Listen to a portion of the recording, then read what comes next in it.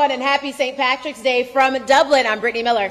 I'm Greg Lloyd. We are glad to have you here for the St. Patrick's Day celebration. We have so much fun planned for you in this half hour of WGXA News on the road. We got a lot to tell you about that's happening about this weekend. You're going to hear a lot about it over the next half hour. Yes, you sure are. Get your green ready and settle in as we come to you live from Dublin for WGXA News at 6.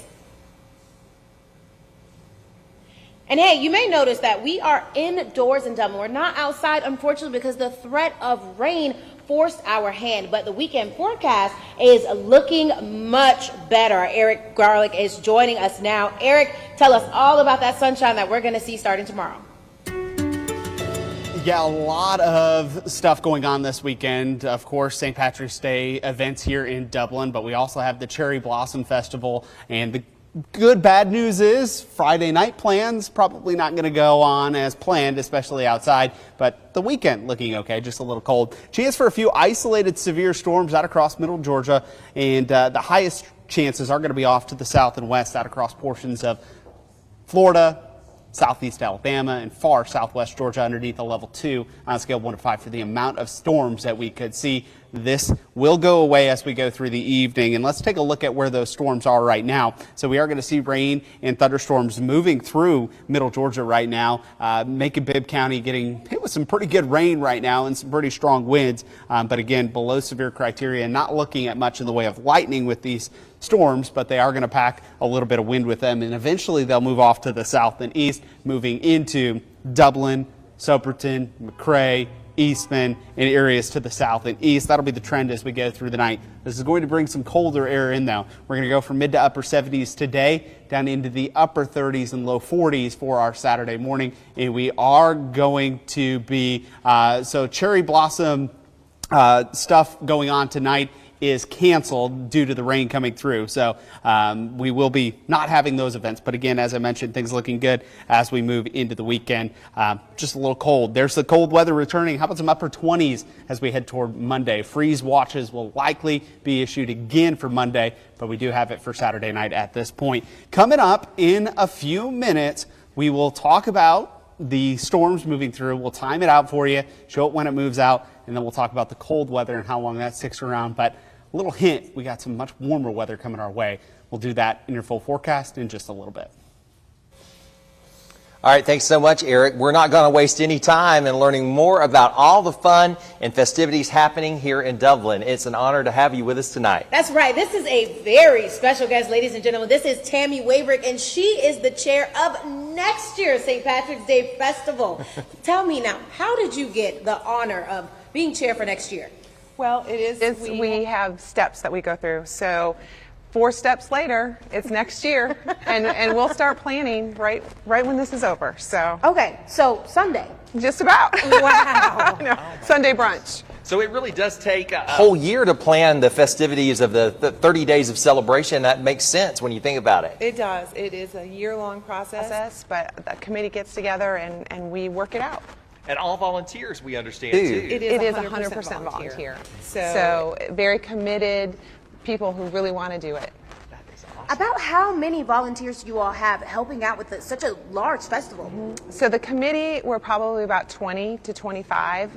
That's just the festival committee. That's not all of the other auxiliary events that happen. Those 40 events all have their own volunteers that do that too. So hundreds. And Tammy, I know this is kind of a broad question here, but can you kind of walk us through what it's like to take on the task of planning an event this big? I can.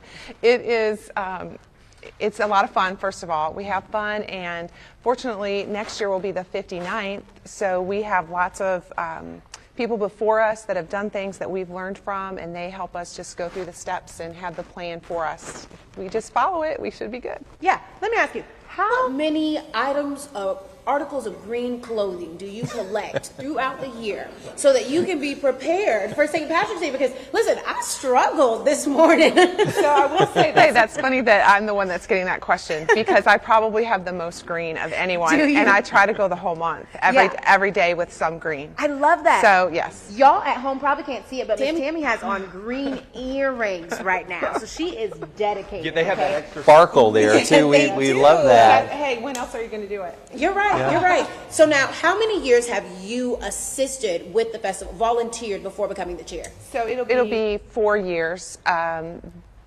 It'll be 4 years for me by the time I roll up to that. Yes. Okay. What are some events that you've seen throughout the years that just absolutely have to happen next year?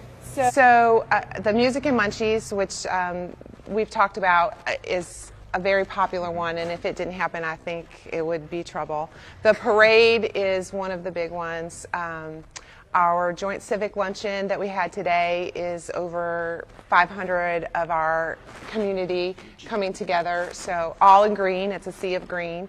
And I'm sure I'm forgetting something. We have a great balloon festival that's usually the weekend before. Oh, it sounds like it's fantastic. We do, Brittany. Brittany, I want to try.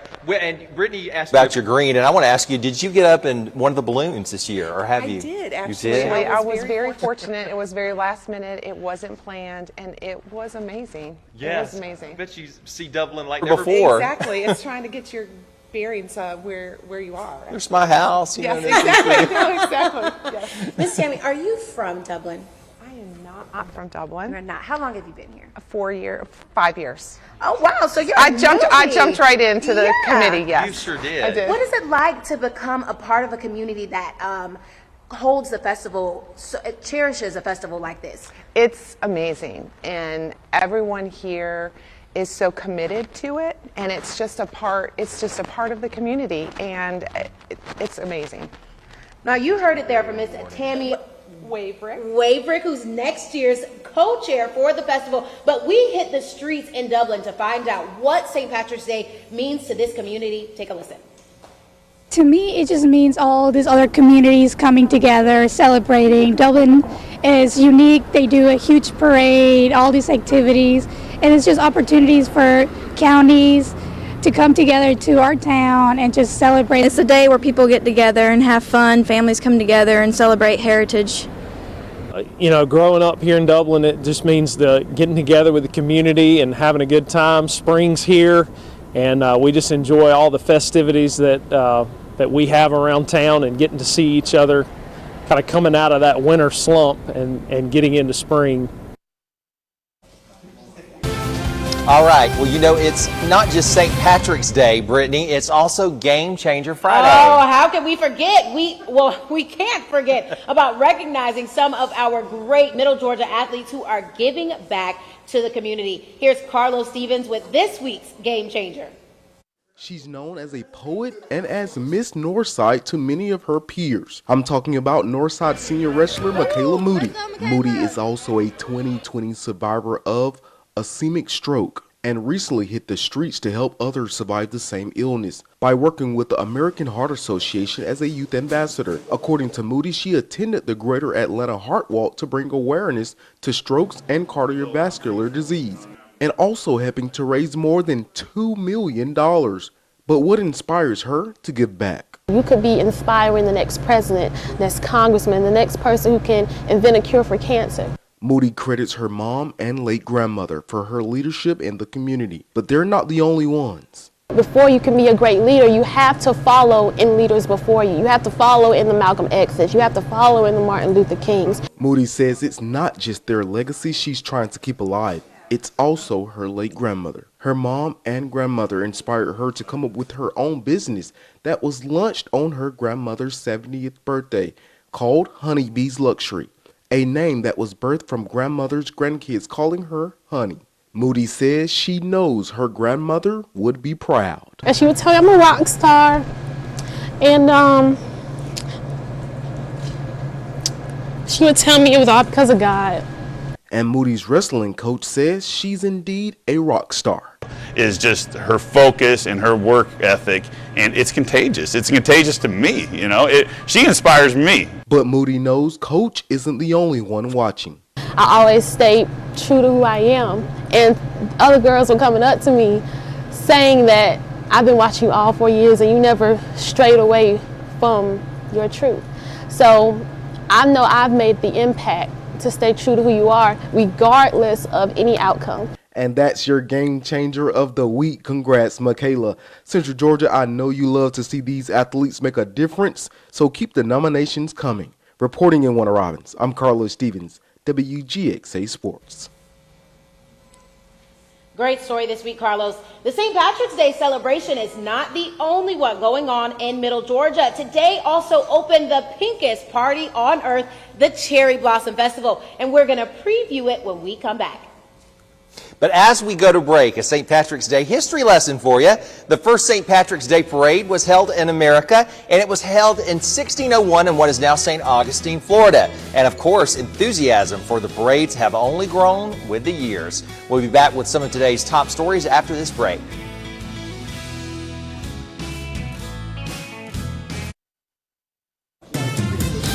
Okay.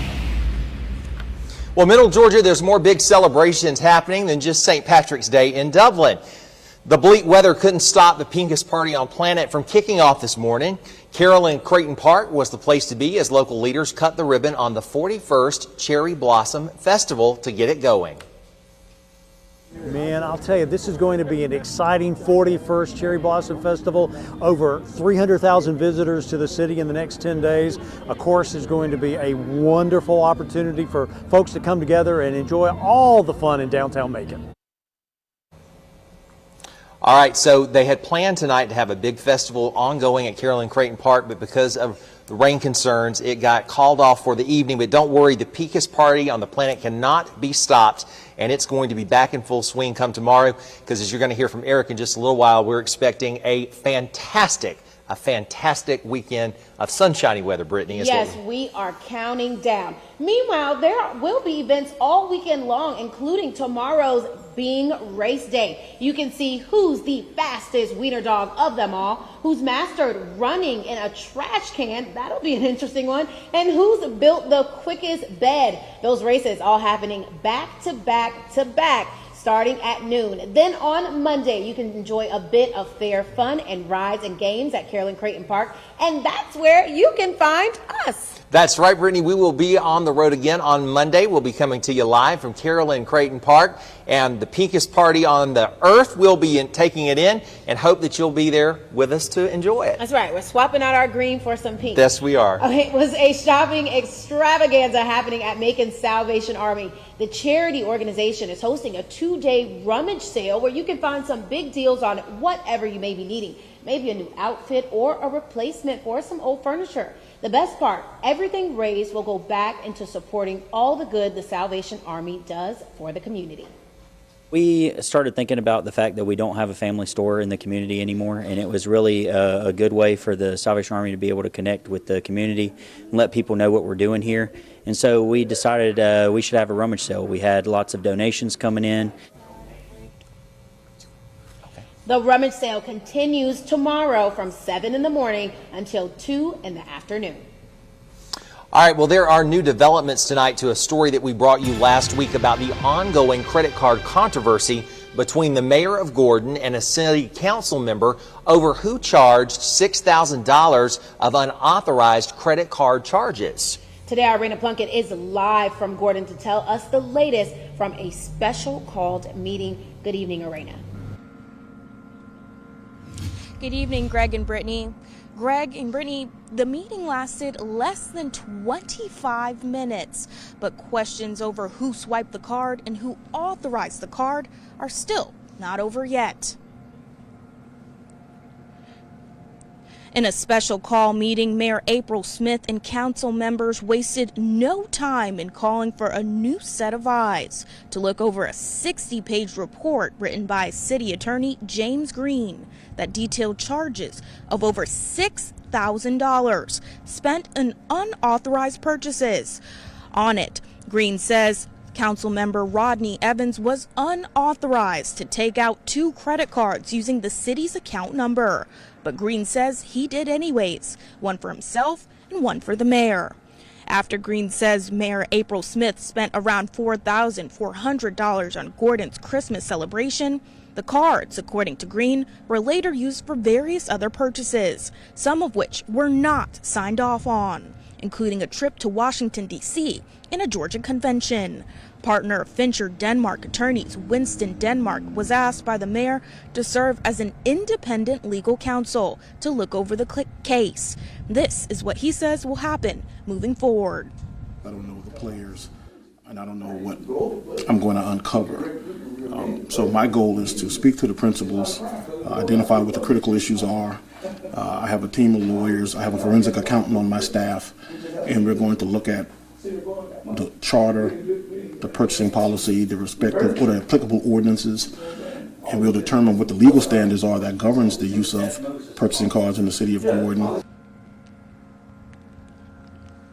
For this independent legal counsel, the city agreed to pay $185 per hour for a new set of eyes on the report. But they aren't the only ones looking into it. As City Attorney James Green says, the GBI are now investigating the case. Of course, I'll bring you any latest developments as we get them, as this is ongoing. For now, though, reporting live in Gordon, Irena Plunkett, WGXA News. Good evening, I'm Chief Meteorologist Eric Garlick, and want to show you the storm threat for the rest of the evening. Storms moving through middle Georgia right now. That is bringing us some noisy storms for some of us, maybe a little bit of lightning associated with that, but mainly looking at some heavy rain and some wind gusts. Level 1 and level 2 threat for severe weather, primarily out across portions of far southwest Georgia into Florida and southeastern Alabama. Again, level 1 and level 2 for the amount of severe storms that we could see. So an isolated severe storm will be possible for that shaded area, which includes a few of our middle Georgia counties as we go through the evening. But we are starting to see that threat already start to come down for some of us as that rain moving through Macon right now. Really, over the last 15 or 20 minutes, uptick in wind, some heavy rainfall. The main line is moving through, but eventually we're going to see the secondary or stratiform rain moving through as well. That'll be an overnight event and then into tomorrow morning. Can't rule out a shower or two lingering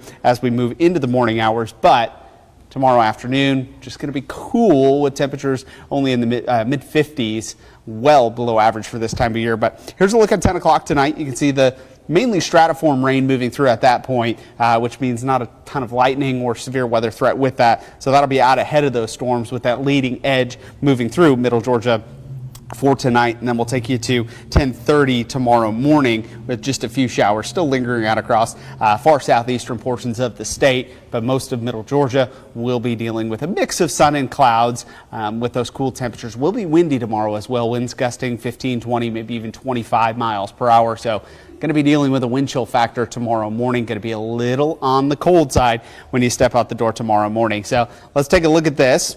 Storms moving through tonight, then we'll see a cold weekend, and then we're going to see some much warmer temperatures as we move toward next week with highs back in the mid to even upper 80s. Yeah, upper 80s as we head toward next week. We're going to be dealing with above average temperatures after below average temperatures. Roller coaster ride continues. We're at 60 in Monticello, looking at 65 in Macon, so that rain cool there is moving through, and that'll be the trend through the rest of the evening and into tomorrow morning. Tomorrow morning, waking up cold, temperatures into the upper 30s and low 40s. Wind chills not showing up quite yet, but as we progress into the evening and tomorrow morning, we'll see those temperatures starting to drop. We'll see some 40s, 30s, and even 20s for wind chills as we wake up tomorrow morning.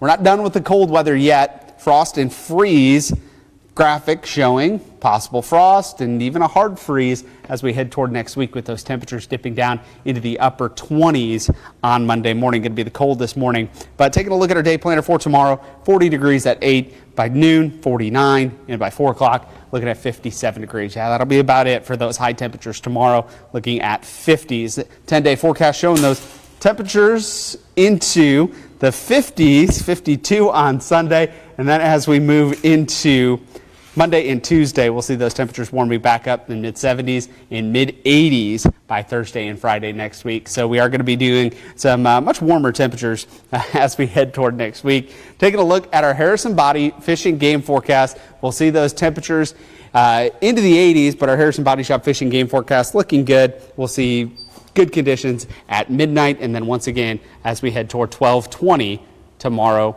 excellent conditions. All right. Well, thank you, Eric. What a great time we're having here at the St. Patrick's Day with you as we celebrate in Dublin. Brittany and I will be back with you after the break But first, you know I love some trivia. As you're getting ready for dinner, a fun fact for you today. Did you know corned beef and cabbage was an American invention? It was ham and cabbage that was common in Ireland. Corned beef was a cheaper alternative for Americans.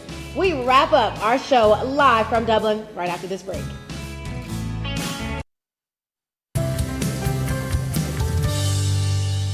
Wineries now make up a booming sector of Georgia agriculture, and one mid-state winery finds itself growing in popularity. It indeed does. We're talking about Jail Creek Farms Winery, Brittany. It opened almost 2 years ago, right as the world suffered through those COVID lockdowns during the pandemic. The Alberts who own the winery say they had no choice but to keep going because they'd invested practically everything they had in this new agribusiness venture.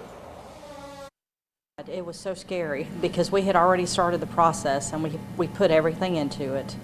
You know, we went all in. We sold the house, we got rid of everything we had, came out here to get going, and COVID broke loose, but it worked out very well. We'll take an in-depth look at how wineries directly tie into agriculture when we take you on the farm later tonight.